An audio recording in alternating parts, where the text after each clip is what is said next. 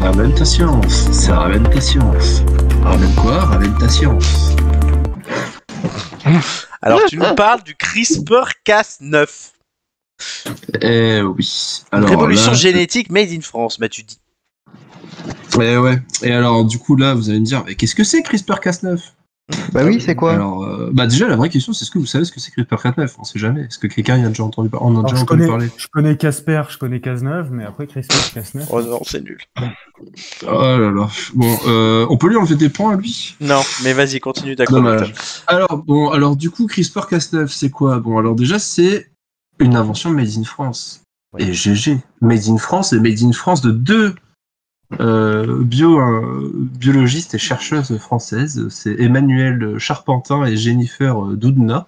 Comme quoi, qu'on Jennifer. ne verra pas en photo, mais en fait, bah voilà, elles ont eu un prix Nobel en 2012 pour la création de cet C'est outil. ce truc. Alors en fait, ce truc-là, ce truc très obscur avec un nom digne de Star Wars. Ça veut dire mais quoi, en fait, CRISPR? c'est CRISPR. CRISPR, CRISPR, c'est une suite de nucléotides dans ton ADN. Alors, en fait, cet outil, c'est des ciseaux génétiques. Alors là, c'est incroyable, tu vois. On voit cette petite image qui symbolise bien ce que CRISPR-Cas9 permet de faire. Donc derrière cet acronyme un peu barbare, bah, c'est une innovation révolutionnaire. Ça permet de remplacer des gènes par d'autres gènes ou de les modifier. La méthode sur le papier, elle est assez simple. En fait, on va venir juste couper la séquence qui nous intéresse, on va l'enlever et on va venir la remplacer par une autre séquence de notre choix. À l'aide d'autres outils que passe, parce que c'est assez complexe, mais en gros, faut imaginer que c'est comme un petit vaccin, tu vois, et bah, bam, on vous met la séquence. Alors, le truc de CRISPR-Cas9, c'est que, et là on va rentrer dans les trucs, je pense, qui vous plairont un petit peu plus, parce que c'est pas que des sciences, c'est qu'en fait CRISPR-Cas9, ça a ouvert la porte comment ça s'appelle, à Bienvenue à Gattaca. Ah oui. À la sélection de l'humain parfait, à la modification, à de l'eugénisme, le rêve de notre tonton Dodolphe, pas du tout préféré du coup, mais en fait c'est ce qu'on est en train de faire, parce que CRISPR-Cas9 ça nous permet d'intervenir avant même que vous naissiez. Et ça c'est incroyable. Alors du coup on peut choisir la couleur de vos yeux grâce à CRISPR-Cas9. On peut aussi choisir votre taille, si on arrive à trouver le petit génome, enfin le petit gène qui correspond, qui code pour ça. Mais on peut aussi faire du clonage avec CRISPR-Cas9. On peut soigner des maladies génétiques avec CRISPR-Cas9. On peut sur le papier toujours, et ça c'est nos amis les Chinois qui l'ont fait il y a quelques années, rappelez-vous-en, modifier votre ADN pour que vous soyez immunisé contre le sida. Je sais pas si vous vous souvenez des deux petites jumelles en Chine qui sont nées en étant modifiées, les premiers humains OGM. Alors du coup, moi la vraie question c'est est-ce que vous saviez que c'était CRISPR-Cas9 derrière tout ça? Non. Non. Non. Bon, c'est des sujets d'actualité. Et en fait, bah, ça a mis ça a fait un peu peur à nos deux chercheuses françaises qui, de base, avaient fait cet outil pour faire de la révolution, surtout dans le domaine médical, pour les gens qui sont atteints de maladies orphelines, pour des enfants atteints de cancer, pour faire du traitement.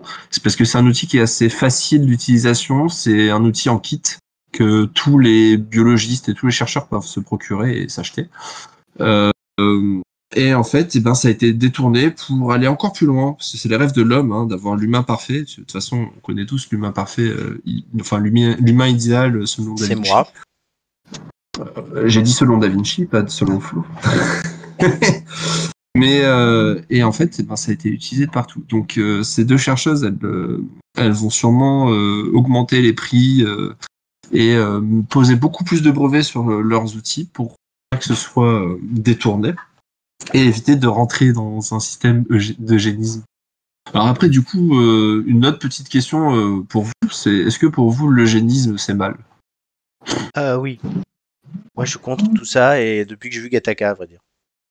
C'est abominable, Ok. parce qu'on oublie les sentiments derrière des gens. Ouais, je trouve pas ça sain. Je trouve pas ça sain du tout, quoi.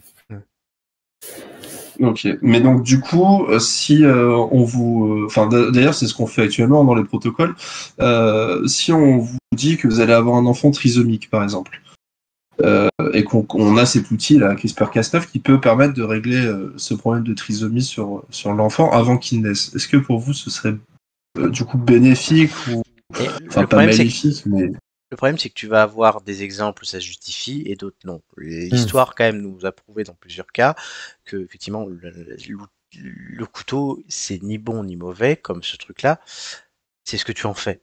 Donc, effectivement, tu peux en faire des bonnes choses comme des mauvaises choses, comme l'homme. Mais le problème, c'est que va définir une règle qui te permet de faire uniquement des bonnes choses et pas les mauvaises. Il y a toujours un moyen de la contourner. De la contourner, ça va toujours être à la recherche du contournement, donc potentiellement de la dérive. C'est pour ça que moi, je suis contre. Et il y a ok, la trisomie, c'est très difficile, même si aujourd'hui, maintenant, il y a des trisomiques qui travaillent. Il y a les cafés joyeux, par exemple, qui emploient des trisomiques. Il y en a un qui va ouvrir à Nice bientôt. Et tout ça, donc on arrive à mieux aider ces personnes à s'insérer dans la société. De là à dire on les traite avant la naissance, oui, c'est sûr que c'est tentant. Et ça se comprend. Mais moi, ça me gêne non pas sur ce cas-là, mais pour les cas de dérive.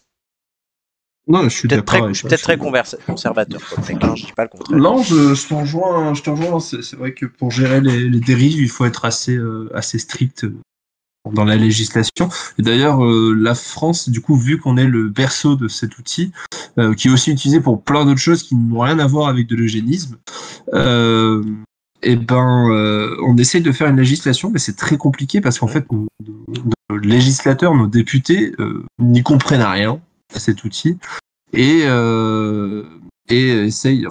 n'osent même pas faire une législation dessus parce que ce serait, t'imagines, ce serait encore après une affaire d'État si jamais il y a des abus dessus. Ça ferait comme l'affaire de Dreyfus avec le sang. Ce serait au moins de ce niveau-là. Et je trouve ça un petit peu dommage parce que du coup cet outil on pourrait l'utiliser pour plein d'autres choses, par exemple dans des traitements médicaux vraiment après, enfin sans rentrer dans l'eugénisme, ce serait vraiment soigner par exemple des cancers du cerveau ou des choses dans ce genre, mais pour l'instant on ne peut pas le faire. Donc voilà, c'était le petit point CRISPR-Cas9 très léger. Non mais c'est un sujet extrêmement intéressant. Ouais, ça ouvre sur beaucoup de choses en fait. Moi je trouve ça très bien que les scientifiques continuent à travailler, développent des choses, etc. Les limites ils vont plus vite que la société qui elle n'arrive pas à s'adapter et à gérer les potentielles dérives. C'est pas aux scientifiques de le faire. C'est la société, c'est aux gens comme moi aussi en politique qui doivent arriver à comprendre ce que font les scientifiques pour pouvoir trouver des solutions pour le gérer. Sauf que ça, pour le coup, là, dans la société, je trouve que ça fonctionne pas du tout.